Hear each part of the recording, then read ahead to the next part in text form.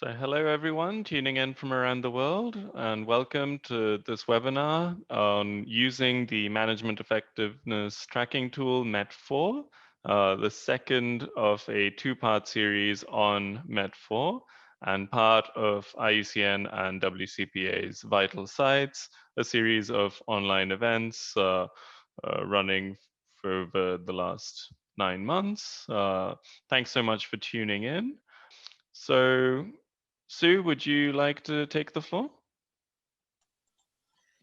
Okay, good morning, everybody. So the three of us are going to be online today, but mainly this will be led by Marc, who will be talking us through the new METT-4. But one thing that we wanted to say before we started was thank you for all of those who attended the last Vital Sites webinar. We had lots of questions, which was great. And we suspect that there'll be a lot of more questions as people start working on the METT. So one of the things that we've done is set up a Facebook page where we hope we can start building up a community around METT-4 in terms of questions and answers. There'll probably be an awful lot more people that become METT experts than us over the next few months as people start using the METT. I've put the link up in the chat box, and we will also share the link in other media as we get it sorted out. We only set up this page yesterday, but we'd very much like to see a community build around the METT rather than just the few people that developed it being around to answer questions. So good morning from me, Nigel, who I will pass on to in a second to say hello. Nigel and I will be working away in the background today, answering any questions and obviously here to support Marc. So hope that you enjoy the webinar and that you enjoy using the METT. Thank you. Over to Nigel. Morning, everyone. Nice to see so many people back again. Greetings from Wales. I've little to say. I'll be sitting on the Q&A and on the chat today, answering questions.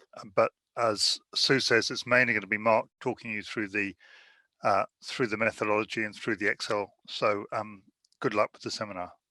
Over to you, Marc. Okay, thanks, Nigel, and good morning, good afternoon, or if you're in the same part of the world as I am, good evening, everyone. As I mentioned, I'm going to work my way through looking at how to use the Excel file in detail, and I'll open that up in a minute. For those of you who have that Excel file, if you got a dual screen or capacity, you can sort of follow along on that. I'll try to make sure that it's enlarged enough that you can see it, but let me know. We're not going to look at every question in the METT because that would be too boring and take too long, but we will look at quite a number of them, particularly the new elements of it, and in enough detail to show you how it operates. I might ask Sue or Nigel if they could put into the chat box for both the panelists and attendees the web address where you can download the METT if you weren't on the last webinar and haven't already done that.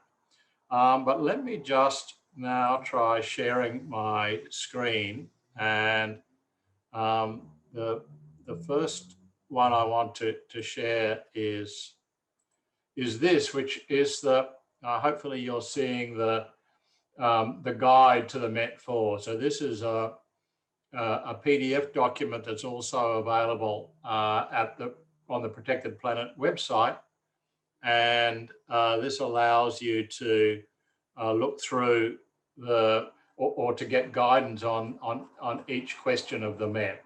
So you really want to, when we get into it, this is a comprehensive detail about how to answer the questions, but it goes through each of the questions in detail. I'm just going to find the first one here and talks about how you might assess that. So that is worth looking at when you're trying to work through the METT. I'm just going to stop that and shift now to the Excel file. So this should be the Excel file, the master file, how it looks when you first download it and open it. And can I just ask Sue or Nigel, can you, or someone, can you just let us know whether that's visible? Yep. Okay, great. I'll just blow it up a little. So this is the sort of the landing page for the METT. The very first thing, which I explained last week, but for anyone who may be new, the first thing you need to do is enable the content. So at the moment it says that macros have been disabled, but the macros sit behind and make the spreadsheet functional. So it's absolutely important that you allow them. And if you make it a trusted document, then you won't get that warning every time you open the file.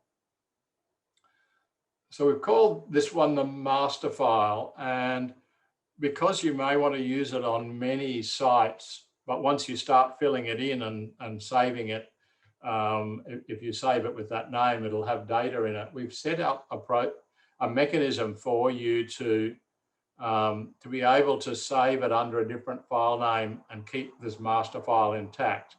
So here we can put in, you know, your country, whatever that might be. You can put in your park name, and we suggest that you add the year of assessment to that, and you can put in your name if you want to, so we know who started that.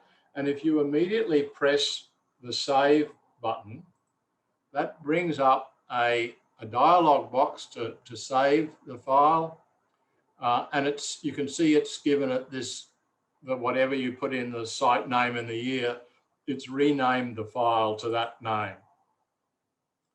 If you then close this file, when I do this, it'll stop sharing, so I'll have to restart it again, but do it without saving it, then it will keep the master file intact. Okay, so what I'm going to do now is share the screen again, and in this case, I'll open up a file that has, you can see it's still got the macro warning on it, so we need to enable that and make it a trusted document. In this case, this is one I made earlier, but it's got the details saved under this, and it's got the new name, so your master file is intact. Again,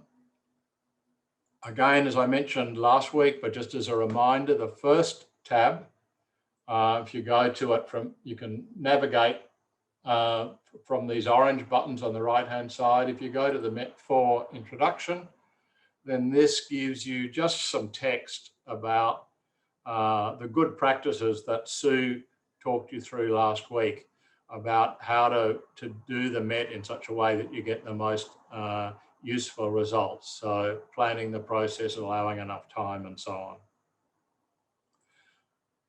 But if you're going to complete the METT with a group of people, the first of the areas where you need to enter data is the protected area attributes page. And I'm just going to blow this up a little more so that you can see it. So this has, this protected area attributes collects background information about the protected area. And it, you can see we've got the questions on the left-hand column, and these are all locked to stop them being changed. There's a field for you to answer, and I've pre-filled in a lot here. There's a notes field where you can add additional data, and then there's help on answering the question. So the country, the location, the name of the park, the site code, the WDPA site code, and it tells you here where you can look them up if you don't know the WDPA code. If you don't have one, you can make a note about that in the notes field. When the park was established, its national designation, and you can type in whatever you want there, but then the category, and this is a drop-down box. So you select whichever category is most appropriate. In a few cases, particularly some category 6 areas, there may be other categories within the protected area that apply. So there is a drop-down box that allows you to select multiple entries here. And these add, so we've got 1B and 3, but if there was also category 4, and I select that, it will add that. So it just accumulates them. You can just clear that by, by hitting delete and starting again. But yes, you put any of these drop-down boxes that allow more than one entry, you just have to select it multiple times to get that data. This is a yes/no box, so you just select one or the other of those categories. In this case, we've said it's World Heritage, and in this case, if it is World Heritage, we're able to select, again, using the multiple drop-down box, which of the criteria for World Heritage it's been listed under. Ramsar, we said no. Biosphere, I've said no. And here you can list if there's a particular national designation, and this is an open text field, you can type whatever you want. Has it been identified as a site of particular importance for biodiversity? Let me just empty that out. This is another one of these multiple selection boxes. So if it's a key biodiversity area, an important bird area, and a Alliance for Zero Extinction site, we can select all three. The governance details is again a drop-down box. It includes the 4 main IUCN categories of governance, but it also allows you to put other. Select that, and you can add details of what the other arrangements are in the notes field. So it's important to use the notes field where that's relevant to give extra information. The management authority, the size in square kilometres, then just a yes/no field of whether it has staff, and then 2 fields to put in the number of permanent and temporary staff. If particularly the temporary staff may be variable, but you can make a note as necessary. The available budget, we're saying annually, covering all the funds available for management, and noting the year that applies to in the notes field. And in this case, I've added additional detail that it doesn't include the salaries. We then ask for the currency name, in this case Australian dollars, and the capacity to split into both recurrent and supplementary funds, and add notes about those. The annual visitor numbers, either an accurate number or an estimate, and the year to which they apply. So that's all, I think, pretty straightforward in terms of data that you could fill in. The next one is very important and will take some preparation, some thought, and potentially some discussion during the assessment process. So we ask you to nominate the 5 main values for which the protected area has been established. And there's some additional guidance that you can go to. If you click on this, it will give you guidance about different sorts of values that you might want to consider. So I wouldn't suggest you use these names where you want more detail, but this will give you a guide to the sorts of values. And then you can click this to come back to this page. So in this case, I've listed basically 3 natural values: tropical rainforest, heathlands, arboreal mammals, and then 1 social or economic objective about tourism, and 1 about Indigenous culture. But it's up to you to decide, but these values will form really the framework around which you'll do the evaluation. So you'll think about these values when you're thinking about answering some of the questions in the assessment. So that's very important that you do that. Preferably you would come with staff having thought about that, having looked through management plans, but also discuss that with all of the people that are at the assessment workshop. The next is around ecosystem services, and whereas the values was a free text field, ecosystem services are a drop-down box of categories of ecosystem service. And we allow for 3 main services to be selected. And if there's another one, then you can add that as well. In all these, of course, you can add explanatory detail in the notes field. The next 2 are about management objectives. So whereas the values are about what's the site established for, why is it important, then the objectives are really about what are the main objectives of management. And we've only listed 2 here, so we realize there are many more than that, but we'd look at the 2 most important objectives. The next one, this field here is actually, you don't need to fill that out, it automatically sums, but we're asking how many people are involved in completing the assessment, so who's there. And this, as Sue explained in the last webinar, where you've got people from outside, where you've got stakeholders or researchers or others involved, it can do a lot to improve the validity, the reliability of the assessment. And here, whatever numbers you put in will just sum to this figure here. And then finally, we've got details of whether it was carried out for a particular project, you can fill in here, and then some details of the person who was responsible for completing this if it needs to be followed up later. So that's the first page, which is about the background protected area attributes. So I might just pause for a second there and see if there are any questions in the Q&A that people want to ask about this this page.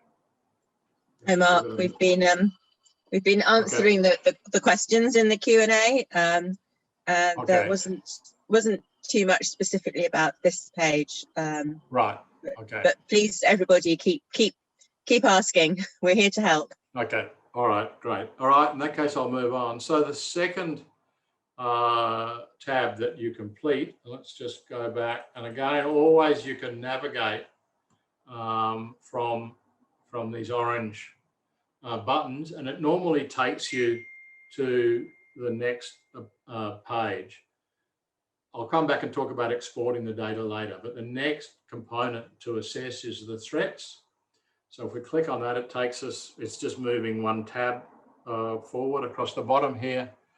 And this, again, as Nigel talked about at the last webinar, I think it was Nigel, around uses the common classification of threats developed by the Conservation Measures Partnership and IUCN, both the threat category and then the detailed classification of threats.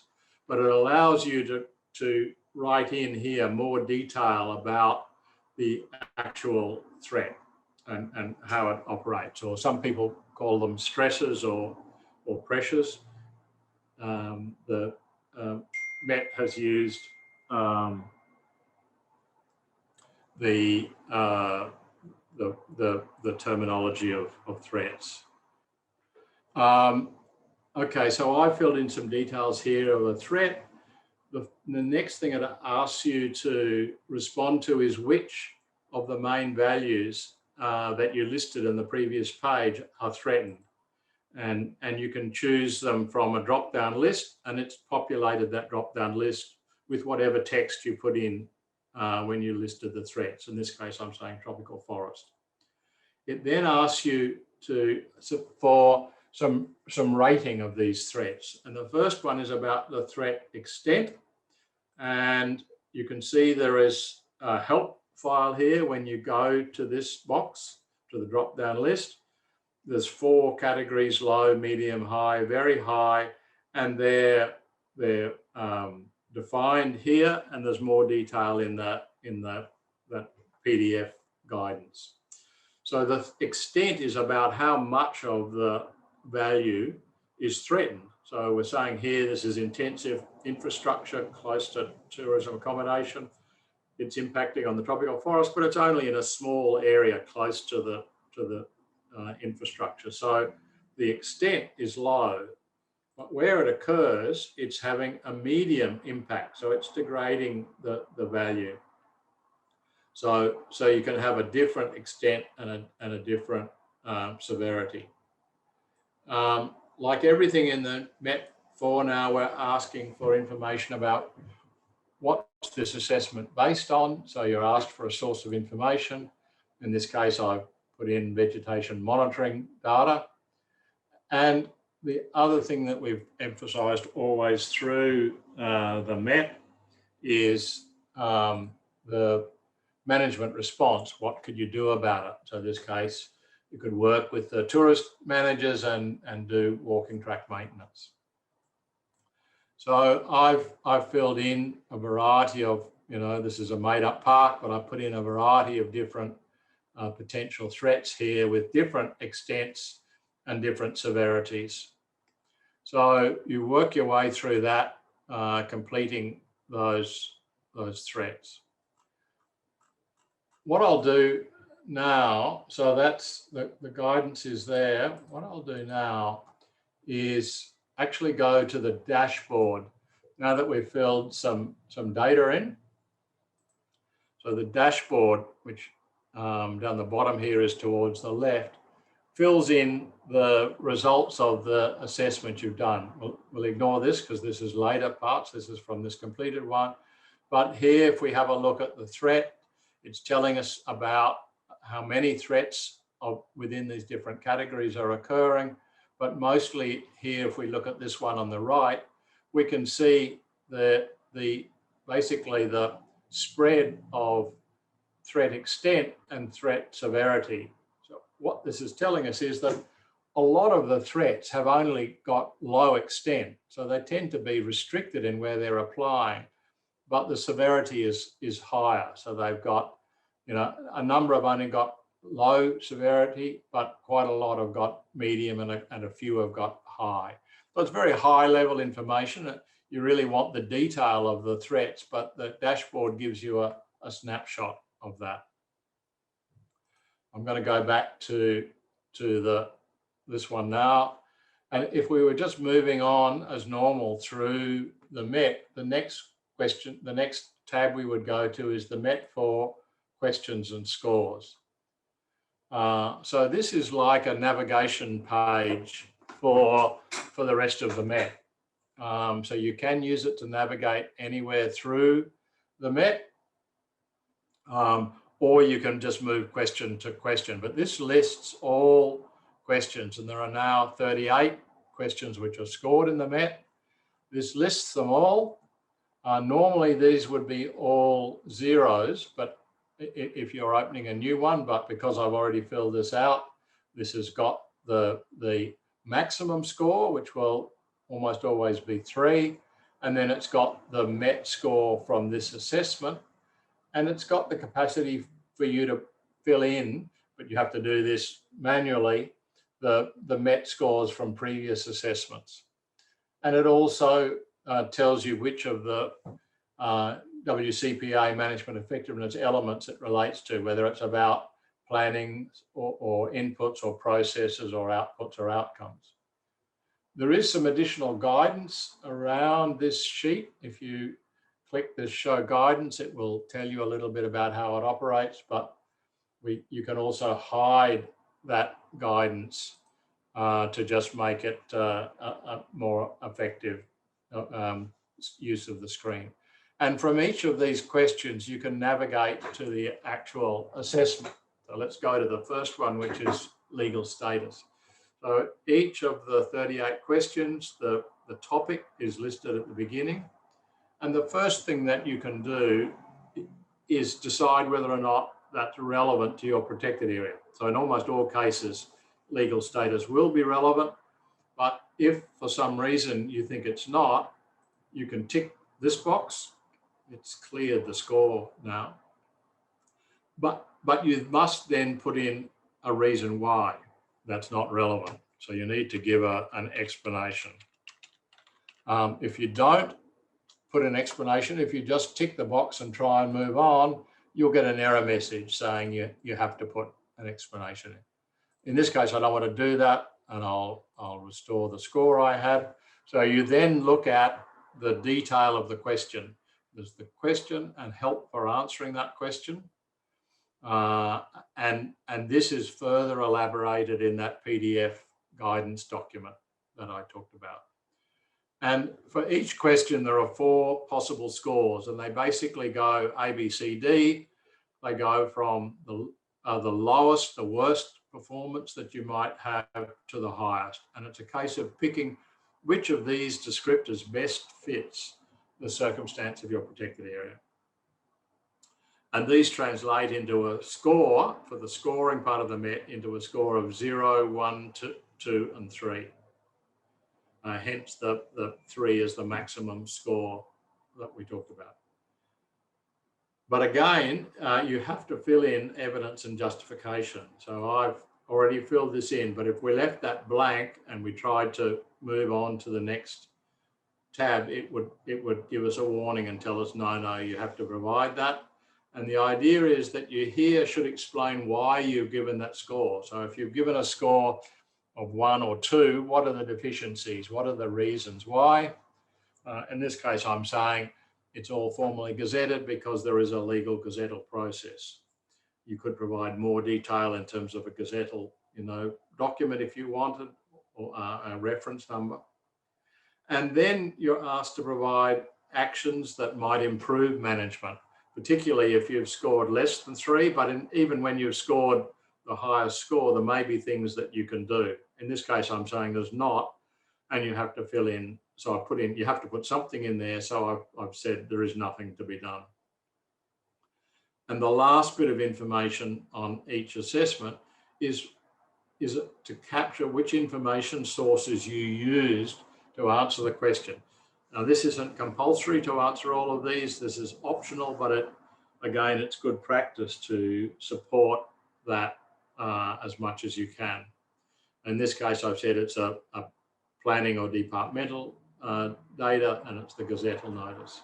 And once I've completed all of that, I can either go back to this navigation tab and it's filled the data in, and I then go to the second one, or I can just move directly on to the next indicator. In this case, protected area objectives. Again, I've given, in this case, I've given some details of the planning documents, but for staff experience, I haven't added anything. You could, if you want, give some indication of who it was that provided that data. I'm not going to go through all of these questions in a lot of detail. Just below it. And just pick up the ones. So I don't think there's anything I want to add to those. Let me just go back to here then, and I'll pick up the ones that I might want to talk about. Oh yeah, so I'll just do these next 2. So we've got one around the management plan. Let me blow that up so that you can read it. So this one is about management planning, whether or not there is a management plan. We've said that the plan exists, only being partially implemented. It's because of funding constraints. We've put an action, in this case, developing a sort of a proposal for government or for a funder, a donor, to seek additional funding. The next indicator, though, is the first of a series of questions which are a slightly different format. So these were there in the original MET. They're additional points that are applied to a few of the questions to explore them in greater detail. But instead of being just one issue on a 0, on a 4-point scale, there are 3 additional points which you select as either applying or not applying. If we had our time again, we would probably not have introduced these additional points, but they were there in the original MET, and so we've kept them there to keep things as consistent as possible to maintain continuity. They end up being on the same 0 to 3 score, but you can select them either 0 or all 3 as applying. Again, you still need to give evidence and any actions, but they're a slightly different form of question. We go and think about the next one that it's worth talking about.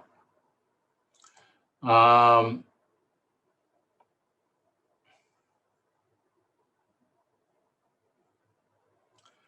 me see. Okay. So most of these questions are essentially the same as the old MET. The numbers are different, so we've reordered the questions so that they flow in a slightly more logical sense. But the questions are essentially the same. In some cases, wording has been changed slightly to make them clearer, but by and large, they have essentially the same meaning, and so the scores would be comparable with previous assessments. Question 18 is a new question. It was not present in the old MET, and this is about staff safety. So workplace health and safety, which I guess was an issue when we did this, but it's become even more of an issue in recent times. So it looks at whether or not staff safety is considered in management, and if steps are taken to ensure a safe working environment. You can see for a lot of these, I've put in just holding text. I didn't want, just to make it easier for me to fill all this out. But it does prove the point that it doesn't, having this as a required field, so if I blank that out and try and go to the next indicator, I'll get this warning message. But there's absolutely nothing to stop someone who's completing the MET typing in whatever they want. And once they've done that, it allows them to move on. One of the reasons to audit and check the MET is to make sure that people, and during the actual process of doing it, make sure that people are doing it properly, not just putting something in to get around the controls on the program.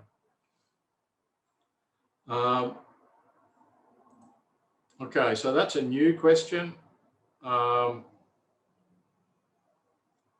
We've got a couple of new questions around climate change. Again, climate change, was an issue back in the late 90s, early 2000s when this started, but probably not as top of mind as it is now. And it wasn't as easy to see the impacts. There was less focus on it, but clearly now an assessment that doesn't address that, it would be deficient. So this has been added as an additional question.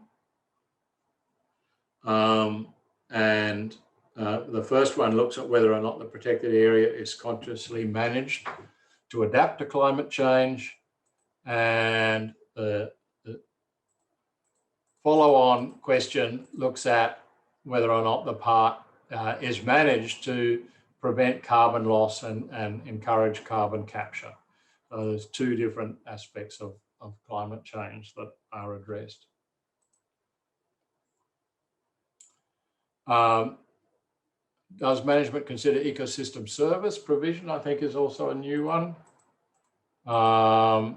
Whether or not they're understood and whether management actions are being taken to ensure their delivery.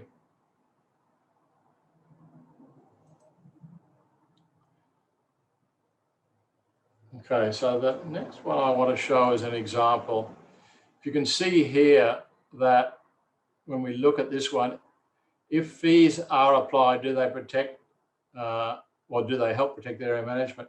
You can see here that the maximum score that's listed here is 0, whereas all the others are 3. And if we go through and look at this question, you'll see that in this case, I've ticked the it's not relevant. And I said there isn't any fee system applied in the state. So there's simply none of these responses would apply because fees aren't theoretically applied.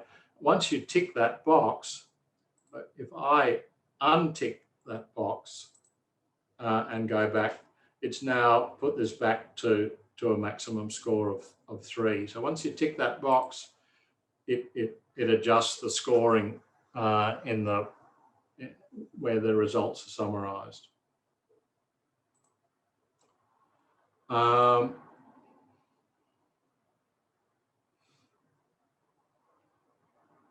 Okay, this is question 33 is another new question.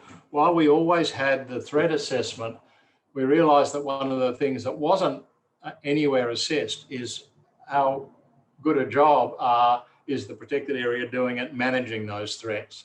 So we've added an assessment item around whether or not the threats are being comprehensively assessed. But to some extent, that would show up in terms of whether or not threats are considered low. If they're very high, presumably, then they're not, they're certainly not being effectively addressed.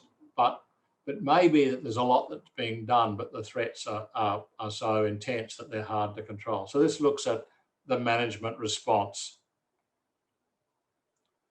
I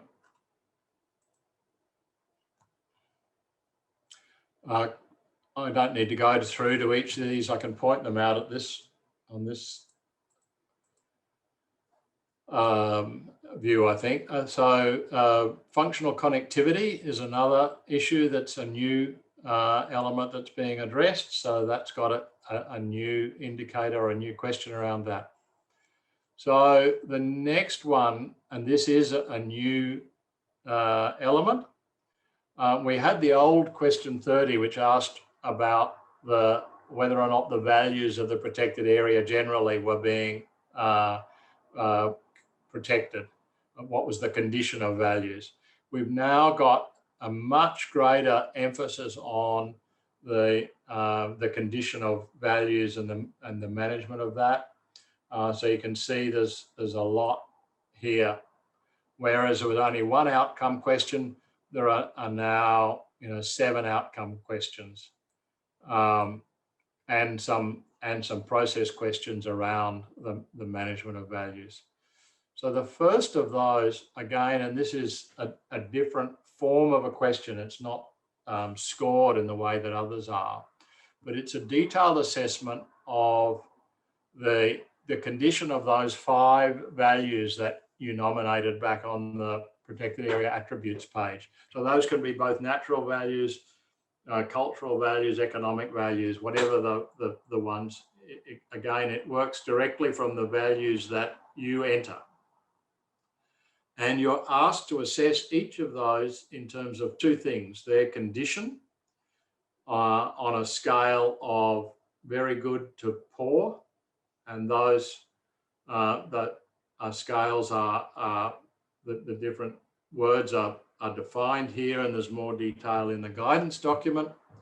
And then the trend in that. So is it the value improving in condition? Is it stable, or is it deteriorating? And in both of these cases, you could also answer don't know. So there's an opt-out box. If you don't know anything about any of the values, you can tick this box and it just says, we've no idea. But if you know about any of them, then you should assess them. And you can always, if there's one you don't know anything about, you can always rank that one as don't know if you lack data. But where you do have information, where you have got expert opinion, then you can fill this in. So it asks you for the condition and the trend, to justify that, and what information, what's it based upon, and what could you do to improve the condition of that value. And so this data, if we go jump back to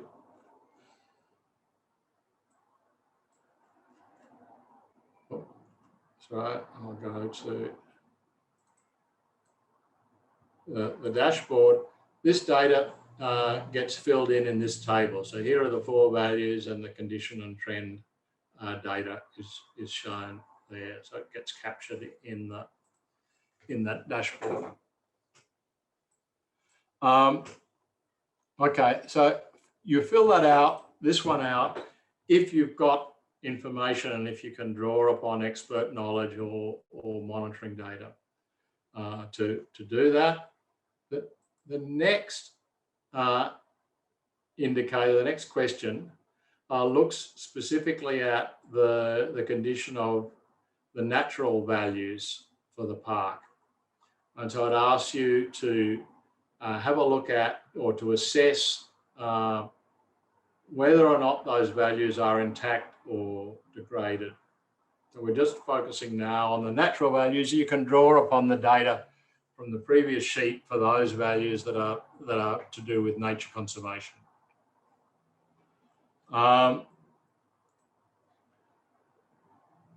There's a series of additional points around the condition of natural values that are mostly process things about whether or not, you know, this assessment is based on research and monitoring. Are there specific programs to address threats to natural values? And are you doing things to maintain values? So that's that same sort of a additional points question. We now repeat that same pattern for the cultural values, and you can draw upon the data from the detailed values assessment where there were cultural values there, or if not, from available information on cultural values working with local communities or Indigenous people. And there are similar additional points in relation to cultural values. We've now got, we now dig down to a finer level of detail in terms of information about outcomes and the conditions of values. And this is a detailed assessment of the condition of trend of key indicator species. So there's some definitions of what we mean by key indicator species. There's information on how to do the assessment. And in this case, we're asking for each of the values, their attributes to be assessed as either increasing, stable, or decreasing, or improving, stable, or declining, depending on what the appropriate terminology is. And here you can list up to 5 indicator species. You don't have to list 5, I've put 4 down here. And obviously you would need to discuss and agree amongst the people what those indicator species were and where you had data. And we ask you to assess the range of the species, its population size, its ecological processes, the area of the habitat that it occupies, that's available, whether or not that habitat is shrinking or expanding, the quality of the habitat, the extent of threats. Okay, and then the reason for the rating, why did you give that rating, and what might you do to improve the species. So there's this one about species, and then the next is a summary question that summarizes this data in the style of the other assessment. So this is giving this a score in terms of what's happening with indicator species overall. So you'd need to work out across the number of indicator species that you've listed. In my case, I had 4. What's the general pattern? And then we repeat a similar assessment for habitat, looking at what's the trend and condition and trend in habitat. looking at, and the definitions of what's required here. Again, we're looking at whether those things are improving, stable or declining. Looking at area of habitat, its structure and function, and the extent to which it has threats, what we might do about that. And again, it's the data, the detailed data is then summarized in a scoring question that essentially captures the meaning of that data. So that completes all of the questions. They all translate across and the scores are filled in here. Once you've done that, if we go to the dashboard, then that information is all captured here in the dashboard. So here in a radar diagram, the maximum score for each of the WCPA elements, and then the actual score, and then essentially the same data, but as a bar chart showing the maximum and the score that was given. So in this case, we can see that, you know, planning's pretty good, inputs are pretty good. There are some weaknesses in management processes. Some not too bad in terms of outputs, and scoring about 75% in terms of outcomes. The same data here is then calculated as percentages. While a lot of people want to focus on the total score, again, as Sue pointed out, we would recommend it's better to look at a finer scale rather than put too much emphasis on a total. And here is the detailed data that was captured around indicator species and habitats. So the only other thing that I want to show is right at the very end of the spreadsheets is this tab called Actions to Improve Management. And this is a table that has completed based on what you've entered into those fields on actions to improve management. So if we take any one of these, anything that you've put into this field here, actions to improve management, copies across to this field. You also see what the score was, and if you had data up from a previous score that had been filled in, it would give you that. And then there's some additional information for you to use really as an action planning process. When you look at each of the actions, you can say, when would you want to do that by? You know, who's going to undertake that work? Who else needs to be engaged in doing that work? What budget do you need? And any other comments. So this sheet then gives you at least the starting point of an action plan. Okay, so that's the main components that I want to show. The very last thing then is so all of this data is obviously contained within this Excel file, and if you save that Excel file, it's there. But what if you're doing multiple assessments over different times, or you're assessing a group of, say, 10 protected areas managed by one agency? So we've got another Excel file called METT-4 exported data. And there's a button here which allows you have to have that file with that name open. When you're doing this, you need to have both Excel files open at the same time, and you can't change the name of the exported data file because it's how it's referenced. But if you hit the export PA attribute data, you can see it flicks once. When we go through to threats, we can export the threat data. And on the METT-4, this summary,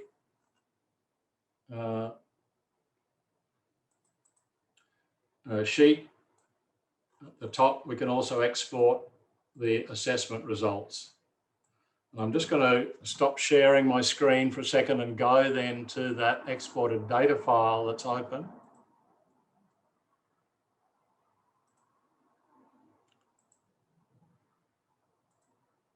Okay, so you should now be seeing this other Excel file with a single row.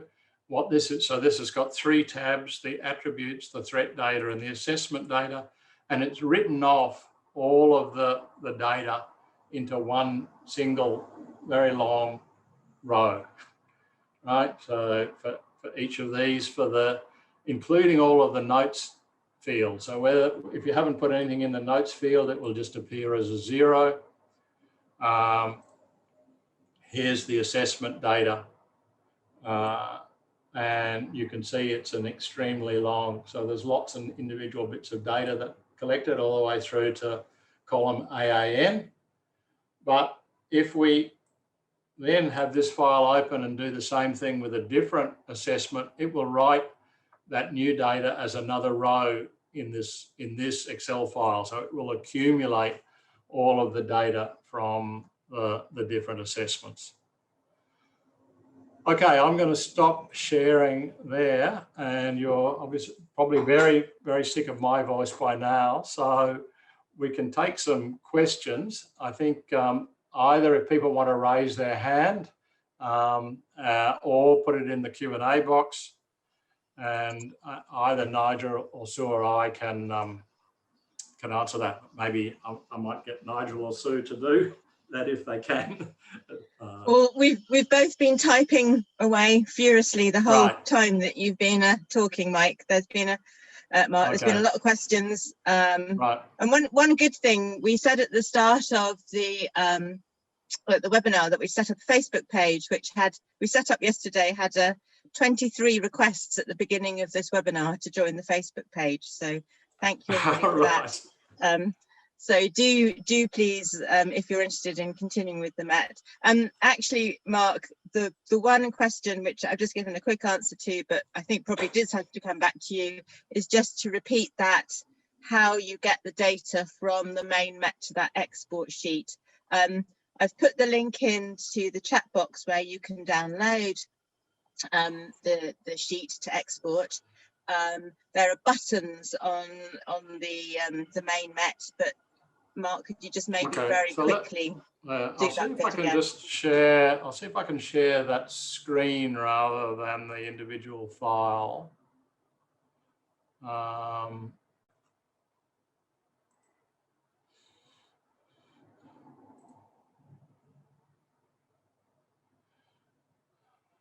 It's not letting me choose the screen. It's only letting me choose the file. So you need to have 2 files open. I won't share the screen. So you need to have the Excel file that you've just done the assessment in open, and you need to also have the METT-4 exported data file open. So you need to have both Excel files open on your computer. I'll share this screen now. So when you do that, and let's go back to the attributes. When you've got both files open, you simply, let me blow it up a little.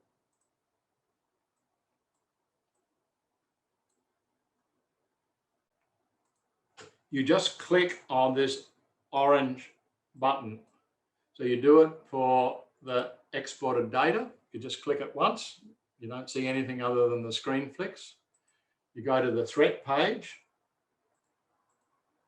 and you do the same there, export threat data. And then you go to the detailed METT-4 question page and you do the same thing there. So you just click each of those once. Let me now stop the share and I will share this one instead. And what you can see now is that whereas there was only one row of data, because I've done it again, there's a second row of data. So just every time you hit that button, it just exports all of that relevant bit of data. And that's the same for the attributes, the threat, and the assessment. What I would then do if I was doing a series of parks is I would take the data from that METT-4 exported data file and put it into a relational database, something like Access or whatever you use as a database with the fields, because then that's much more friendly for analyzing and manipulating the data than just using Excel. You can use Excel, but a a database, a relational database would allow you to link things much better. But it exports everything, including the name of the park, the date. So all of the data that you need is in that exported file.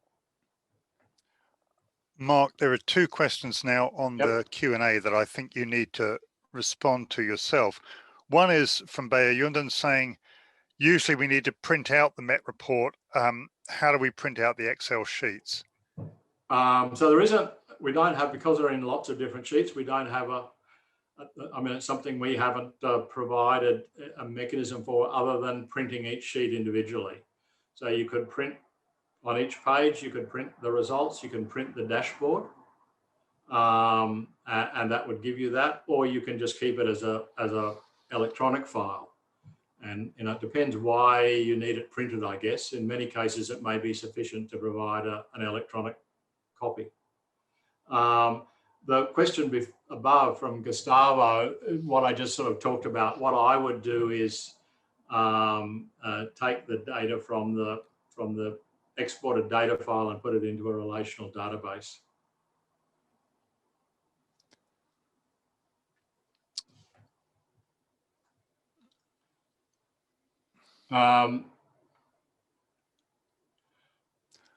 In terms of Salah's comment, not that I'm aware of, that there's there are a lot of MOOCs and training programs that are being developed by IUCN out of Geoffroy Mauvais in Africa that are being used all around the world. He may well, because he's done a lot of work on management effectiveness, he may well be interested in doing a MOOC, and with that you can actually do an exam and get a certificate. And get, I think, even potentially get credit towards training programs with it, but not something we've dealt with at the moment.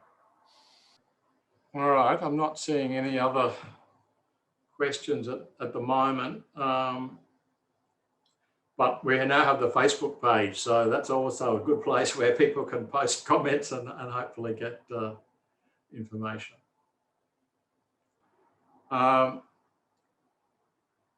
To Nigel, over and Rishir, perhaps over to you. Should we give people another minute or two if they've got other questions? Otherwise, I don't know that we need to extend this beyond the point. Or we've got Sue's answering one question now. Yeah, we can have 5 more minutes for any pending questions. Yep. Thank you, everybody. They've been really great questions. We've been typing away answering them, but all have been really spot on and good things to answer. And I think a lot of people have been asking questions about process, the process for developing the MET and doing implementing the MET. Most of this was covered in the first webinar that we did last week. So once those are live, and there's a bit of editing that needs to be done at IUCN, and they'll go up on the Facebook, as Richard said. So do go back and have a look at that. And there's also a lot of guidance in the handbook and in the guidance documents that we've been excuse me, developing for the MET. This is now, I think, the 4th MET webinar that Mark, Nigel and I have done over the last few days, so we're definitely METted out. I've got a question. There's a question from Crispian Barlow here.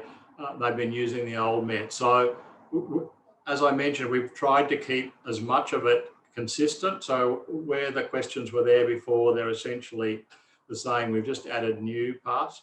There is the facility to put your previous scores into the last one into the Excel file, and then you could do that comparison across those questions. The new questions, you're not going to have a parallel from the past, but we tried to make it as easy as possible to maintain and report, in terms of how things have progressed, even though you might have done the previous one using an earlier version of the MET.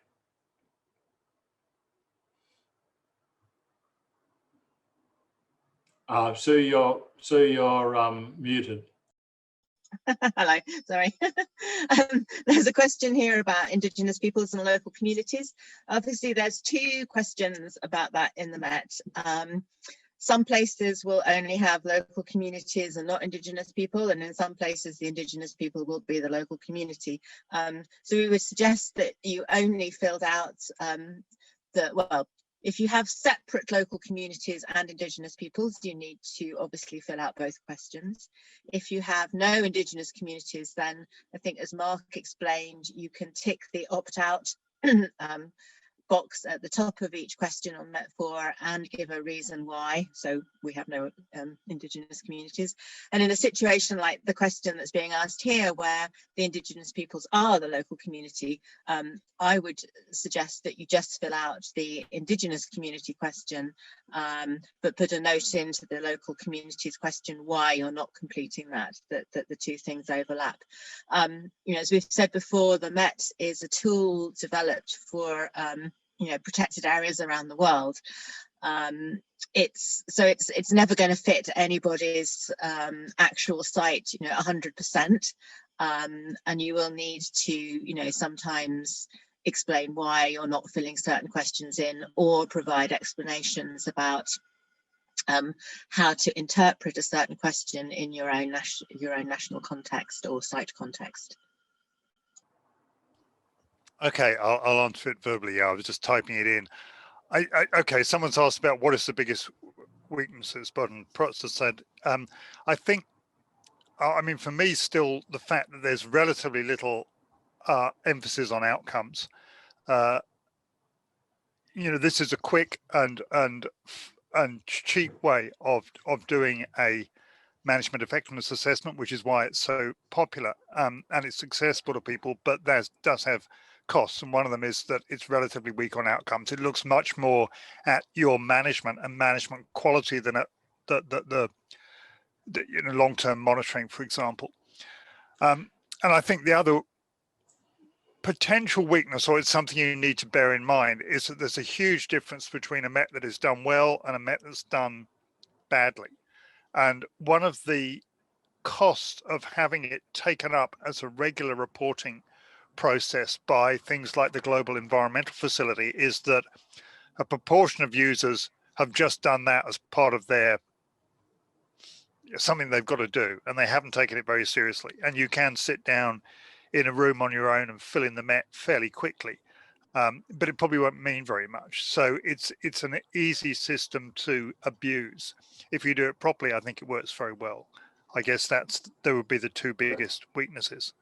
Yeah, just to well, but to reinforce that, I think it is much stronger on outcomes than it was. And if you've got the data and you can fill in those detailed sheets around species and habitats, then I think, you know, that actually would make it as strong as many other, or stronger than many other systems if you fill them in. But I agree with Nigel, it really depends upon the quality of the process, I think, and that applies to every evaluation system. You know, if you do it, take it seriously, and you collect and assemble the evidence in advance, and if you have meaningful discussions and bring in contributions and views from others, it can be really powerful. And the result of that, I think, is the feedback you get from many people is that the most valuable part of the process is actually doing the assessment. It's not the result that comes out at the end, because it's the conversations and the discussions and the understanding that comes out of that really means that the evaluation makes a difference. There's no point in doing an evaluation if it doesn't change management at the end. You know, it's the improvement and the feedback that's really important. And for that to happen, you have to have the managers engaged, has to be taken seriously, and it has to link to the sort of decision-making and planning processes. And they're all to do with the process of assessment and how it runs and how it fits within management. You know, when you're doing the planning, do you go back and have a look at the last MET assessment and say, well, where are the things that we would like to enhance management? I think those are the key points.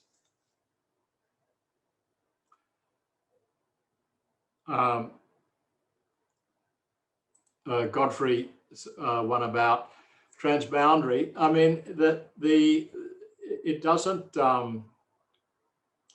directly do that. It does talk about surrounding landscapes. If you've got a transboundary one, then I think you would want to talk to the managers in the transboundary area, and ideally you would do it. It's something that you would do as a joint activity, as a way to actually look at how well you're connecting management across the boundary. But yeah, it doesn't have an element that looks especially at aspects of transboundary management. Hi, somebody was asking about the links between SMART and METT, which is a very good question, and something that we've been working on. So the whole idea of doing the METT-4 actually came out of a meeting that we had about a year and a few months ago now, between people who developed SMART and people who developed METT, really trying to see how these two tools, which are really becoming increasingly sort of standard across protected areas around the world, could be linked. It's clear that we should be able to use quite a lot of the results from smart patrolling as an evidence base for at least some of the questions within METT, and it's something that's very much ongoing. So we're developing some additional guidance on using the METT. We did a handbook a few years ago, which we're updating, and there will be a section in that which starts exploring the links between the METT and SMART, and we have some planned discussions later in the year. We then really need sites that I guess use both METT and SMART to volunteer, I guess, to become guinea pigs in seeing how we can really link the two together. And we've been working with a few people who, who SMART developers, Anthony Dancer and Madhu Rao and others. So I guess if there's anybody out there who specifically uses the two tools and would like to help us work out, how we can pull these two things together, that would be great. I think, one of the things about the METT is that there aren't really any resources behind it. It's something that, was developed 20 years ago, has not really had an input of any resources since then. Marc, Nigel and I basically did the METT-4 as a kind of volunteer out of the love of our hearts, very stupid activity. So we don't have kind of development funds to move these things forward, but we do have an awful lot of interest in translations. There's been a lot of questions that have come up this morning about doing translations of the METT and of how we can continue to improve the METT and improve its application around the world. So maybe again through sort of the Facebook page that we've set up and ongoing discussions, we'd love to see a kind of community building together to take forward the METT, which I think after 20 years we can say it's kind of proved its worth. It's probably here to stay, so the more people that can help promote it and develop it, the better. Thanks.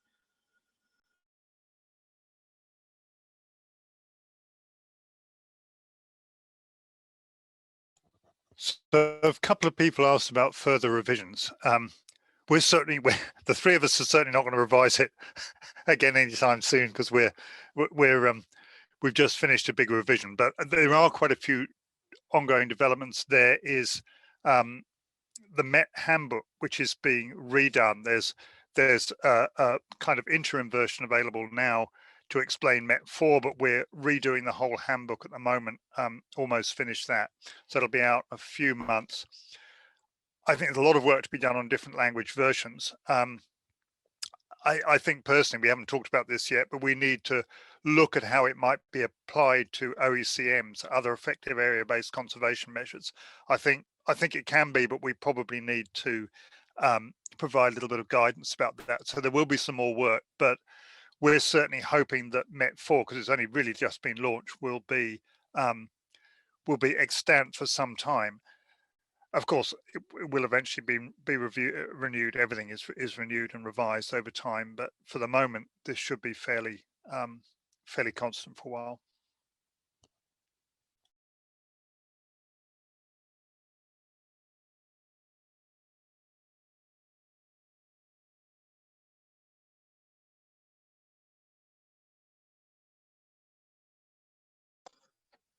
We now have 66 members on the METT page, so that's great. I'm busy accepting you all as members, so great. And what we really hope to do with that page is encourage you to talk together. As I said, you know, we're all stuck at home at the moment. We're not going to be working around the world on the METT, so probably a lot of the people on this call are going to be the first users of the METT. So share your experiences between each other. We don't have all the answers. We'll try wherever we can, but I suspect a lot of people will be working out a lot of really good things about how to use the METT. Yeah, and I think one of the... Go ahead, Mark. So I was just going to say, and for people who do want to do translations, we're happy to provide the password to unlock the sheet so that that can be translated. We have locked it just so we don't get arbitrary track change, but more than happy to do that. So just get in touch with us. And I think, Mark, just on that subject, there is so much interest in translation. I think we probably need to just spend a few minutes thinking about some guidance around that translation, because I mean, there is no official kind of approval process, but if you are translating it, it would be good to let us know, you know, how you're going to go about it, ensuring that as many of the concepts stay the same, and maybe a little peer review process or something. But I think we will put our heads together about that sometime over the next few weeks.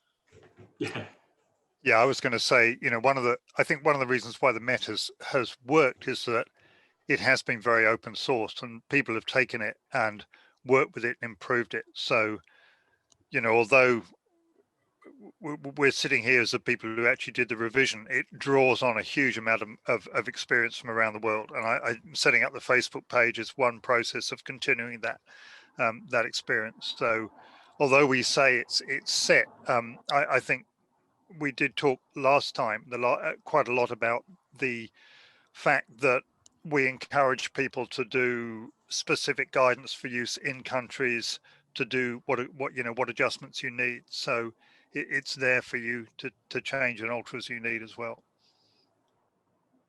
Yeah, and Sasha's just noted a Russian translation's ongoing at the moment. Yep.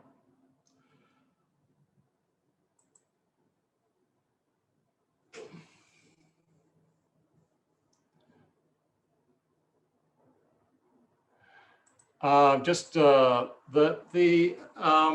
question, Bowden's got a question, is if it is adapted at a national level.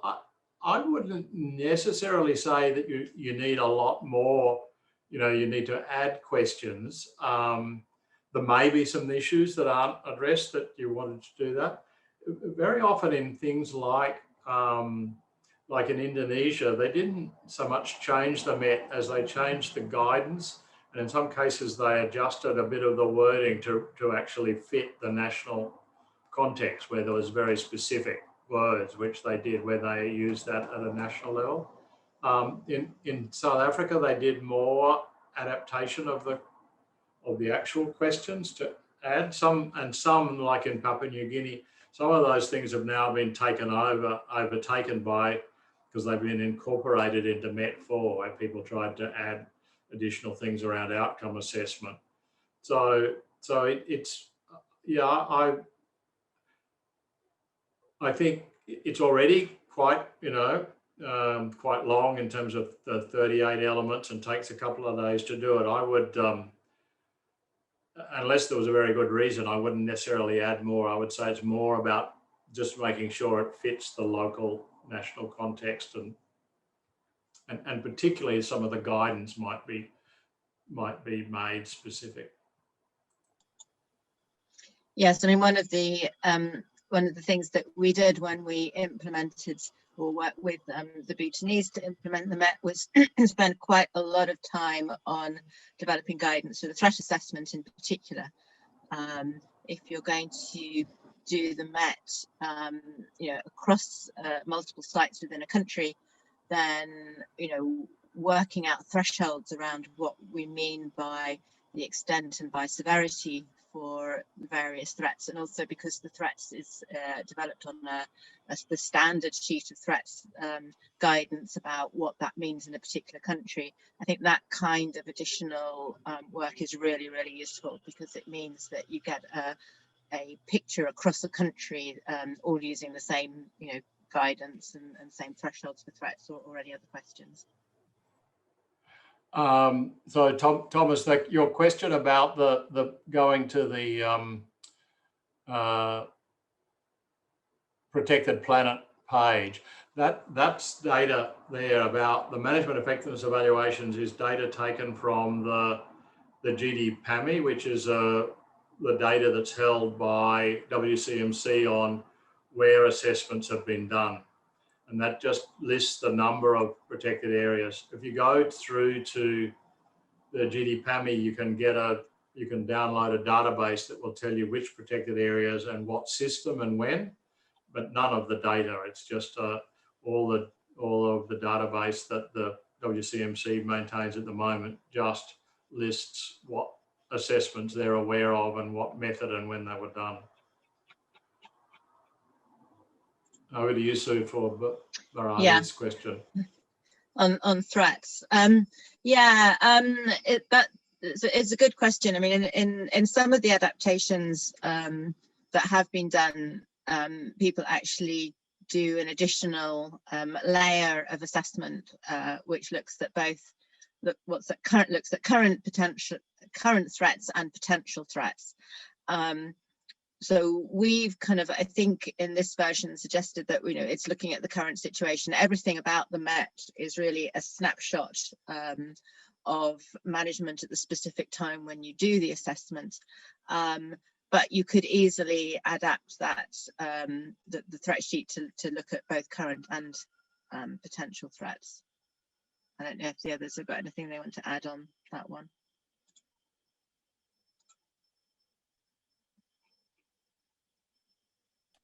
No, we have had a few questions on the chat about access to the webinar, and I think Rushir will say at the end, but it is recorded and it's going to be edited and it will be accessible to everyone. Yes, exactly. So in the coming weeks, we'll have both of them uploaded to the IUCN YouTube channel, as well as to the Vital Sites website. Thanks, Rushir. That's probably maybe a good time. I think we're getting towards the end, and I've addressed the questions, and we've also got the Facebook page now to address this. So, although I see one last question has come in. So, Elia, you don't have to put in a score. You just in those 1 to 38, you just select there's against the 4 questions, there's a little button that you press that will select, and they're labeled A, B, C, D. We specifically didn't put the score there. So you just select the answer that most appropriately represents your situation, and that gets translated into a score on that summary page. You don't actually have to enter the score yourself, if that's clear.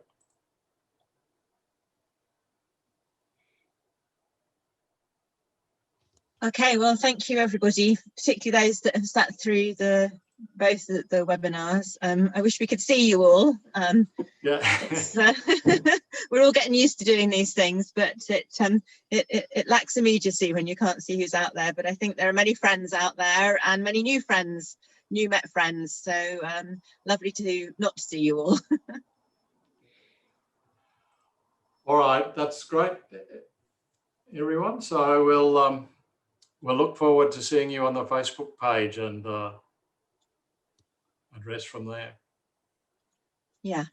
Thanks, Rashid.